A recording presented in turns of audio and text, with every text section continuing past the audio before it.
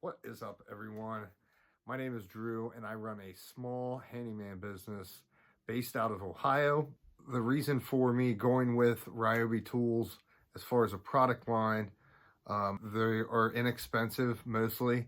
And so if one breaks or something happens, someone steals something, I can easily replace it and continue working. So, and before you knock my color choice of tools, I do own some yellow ones and I do own some green ones, if that tells you anything. We'll just get right into it.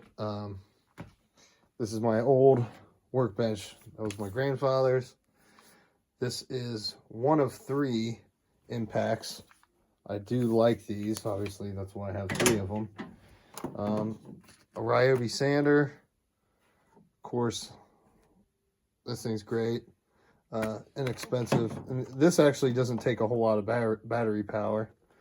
And then over here, I have the Ryobi radio. The great thing about this is they don't, this battery lasts forever on this, but these aren't very expensive compared to all the other ones. Yeah, within like a month, my Bluetooth, not the Bluetooth setting, but the USB where it would charge the phone too went out. I know it's a common thing. Anyways, they're 45 bucks, so one of the cheapest fans on the market. And then on to 18 gauge nailer. And then this is pretty much my main workhorse. I got this with 2 batteries, cheap, used. And of course, these lights, they have 3 settings.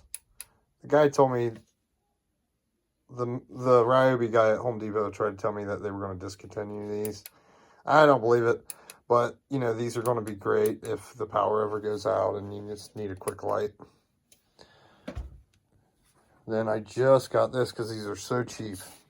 4-inch fan. $19, $19.99 before tax. You know, and then of course back here I've got the brushless. It's still 18 volt, not the 40 volt. Ryobi. And then this thing works great. Uses a little bit of battery power though. And I've got this other 15 gauge finished nailer. Works great. Actually had an issue with the piston that popped out, but I basically just took it apart like they told me and stuck it back in there and it works fine. So, and I got a killer deal on this and this. I think I paid $100 for this, maybe even $89.99, and that was with a special coupon. And then this, the girl took like another $30 off. So I got this for like $119 or something like that. I don't remember. Okay.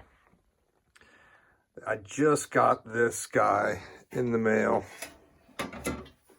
and loving it. Couple 30-minute chargers up here. Got my banana yellow stuff, a charger up there. A few batteries. And that's the issue now. And you'll see why in a minute. I need to get some more batteries. Just got this Multitool in the mail. Super quick release. Very easy to change. And I'm still glad I still have my old one for those rigid attachments, because obviously they won't work on that new one. Hammer drill. These are inexpensive. Then, of course, down there, I've got the handle you just screw onto it. Another impact. Now, here we go. Now, this is what I'm talking about. Is I've got this plunge saw. It's funny. It's a plunge saw, but Home Depot doesn't refer to it as a plunge saw. But this will be great when I am cutting into subfloors, which I try to do a lot of that work because it's fast and it's quick, it's fast and it's easy money. So that's the ones I have down here. In a little bit, I'm going to take you out to my work vehicle. This stuff is under lock and key. I just keep the cheap circular saw out.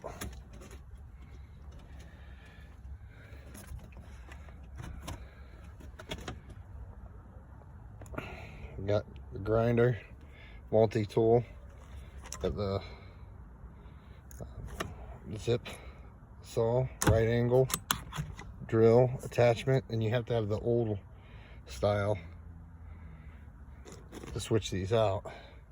There's this cheap light that's no good.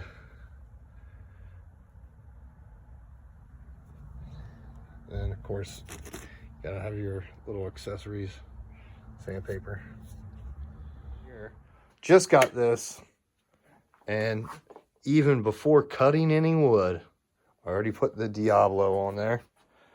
I bought this used for like 60 bucks, something like that, before tax. But of course, I didn't look at it, so I got it zip tied. And to be honest with you, I rarely ever use a table saw. So, I mean, this was just so cheap, I had to kind of buy it. Anyways, then I've got this guy down here. This is a real game changer. I've been using one of those Home Depot bucket heads, which work great. And they are very inexpensive, and you can get filters readily available for them. But in certain instances, I'm going to be using this quite a bit. And but the issue is with it, it uses a lot of battery. I'm talking, it uses, it'd be 1 amp hour, basically, and probably less than, or 1 amp hour and probably 30 seconds of, you know, using it. Because I just swept up down here and it's crazy. Anyways, and then I just got this baby too. So I got a job coming up where I'll be doing some flooring. I do quite a bit of flooring. This will be very productive for me. And my whole idea was to hook up the shop vac to this. And then I will, at some point, I will also be doing some molding there. And I'll be using this, which this is a game changer because now I can just go to the sidewalk, not have to run a cord all the way up to the client's house. And, or I could run our client, have both shop vacs hooked up because I got 100-foot extension for the other one. That way it can kind of, just a lot less easier to clean up. I think it weighs 24 pounds. And I got my old school Hitachi, which is great, but it weighs 49 pounds. And yeah, so it is what it is. So, by now, I'm sure you'd already seen my truck. I appreciate everybody that watches, and I hope I'm not forgetting any tools. And again, these are just my, you know, yellow, neon yellow, green, lime green tools, okay? Okay, you know, one day, maybe I'll move on to, you know, like Makita or something, but you know, for me and for what I do, you know, if someone were to walk off with this, not saying that they would, because the town I work in, it's a pretty nice town, but you still never know. There's crappy people everywhere, and you know, that's why I keep my stuff locked up. But take care. Again, like and subscribe. Well, I did forget something. This is the miter stand. They're only 60 bucks. Universal ones, that's cheaper than Hobo Freight.